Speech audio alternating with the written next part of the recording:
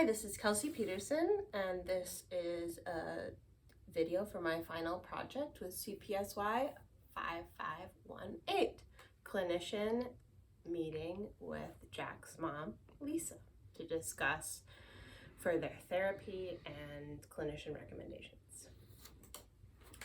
Action. Hi, Lisa. It's really good to see you today.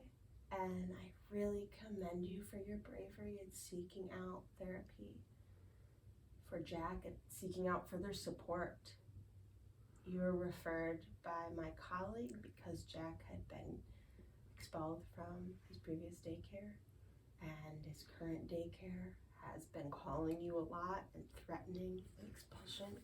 And I know that's been extremely painful and difficult because that has you're worried that could really affect your employment, and it's interrupting your workday, causing a lot of stress. You disclosed to me that Jack's behavior began after your divorce from your ex-husband. You told me that was an abusive relationship. Right. And you made very clear that you had protected Jack from that abuse, that he had not witnessed that. I really tried very hard to do that. I'm sure that was not easy. And it sounds like you are still really trying to do that, and you are trying to create a safe space for him away from your ex-husband, and that you took steps to really take care of your family. I believe that a lot of Jack's behavior could be stemming from vicariously witnessing some of the abuse that happened in the home. And it's really difficult because even when we try to protect young children, they are able to absorb things we aren't even conscious that they're absorbing. Maybe they're asleep and they're still taking this on. And I think that I think that the behavior that he's exhibiting at school and with his play that we observed together could be stemming from him trying to make sense of what happened. Little children, do you mean like when he was hitting the dolls together? Yeah, when he was hitting the dolls together. In our session with Jack, it was very clear that Jack thinks of you as a place of safety, that he is comfortable going to you. And it's when we were witnessing his play, I know that was difficult to watch him slam the dolls together, and that you wanted to intervene. And I reminded you that was okay, that we were there to see how he was expressing himself through the play. And so here we are now, and we're talking about today kind of what the next steps are. And I appreciate your questions so far, and as I go through kind of my recommendations going forward, please interrupt me if you have any questions. So one thing that I think is important to discuss, and that we have already discussed, is the tubes that were recently taken out of Jack's ears. I think it's very important to continue seeing your pediatrician. Sometimes children, when there's an equilibrium issue with the ears, or they're struggling with sensory, they can have a difficult time integrating stimuli in a classroom. And daycare settings are very kind of chaotic. There's a lot of stimuli, and some of Jack's behavior kind of seems to me that he's trying to figure out how to organize that. He's withdrawing a lot, and I think that there are definitely some opportunities to work with an occupational therapist and just have him evaluated and see if there's anything that they can do to support him in learning how to integrate that stimuli, and if there is any kind of sensorial processing issues. That's one part of my recommendation going forward.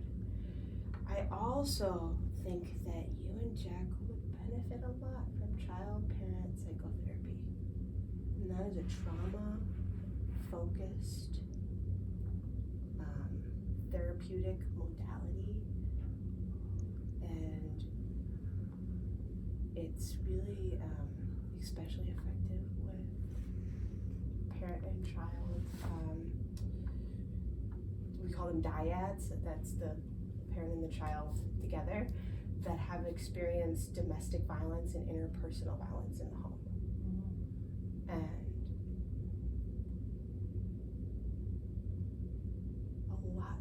And children are trying to figure out what happened to them, and they figure it out different than we do. And it shows up in their behavior and how they play and how they're going to interact with other people.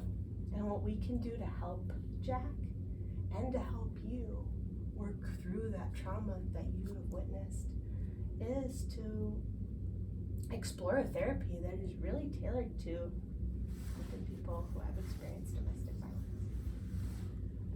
So that's one aspect going forward. I would really like to observe Jack in the classroom and see kind of if there's anything that can be done with his child care providers to help make him feel safe.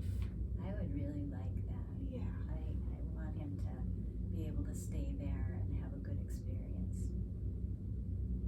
And so that's something I think that'll be the first thing that I pursue, is setting up a time to observe in the classroom and also setting up a time to talk with his teachers and help them understand that Jack is trying to organize himself. That's why he's doing these behaviors. He's trying to take care of himself. And he is That's a good thing. That's a really good thing. And he's doing the best way he can. And as adults in his life and as his teachers, there are ways that they can support him in doing that. And that might be kind of being near him, helping to create like a safe space for him in the classroom. Possibly giving him like a stuffy to hold on to or something special from home to have that makes him feel safe, that reminds him of you.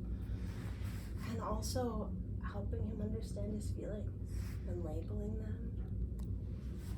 I think sometimes big behaviors like that can be startling for adults. Children have very big behaviors. And if I can work with them to help kind of understand more where those are coming from, those behaviors might feel a little more manageable in that environment. I think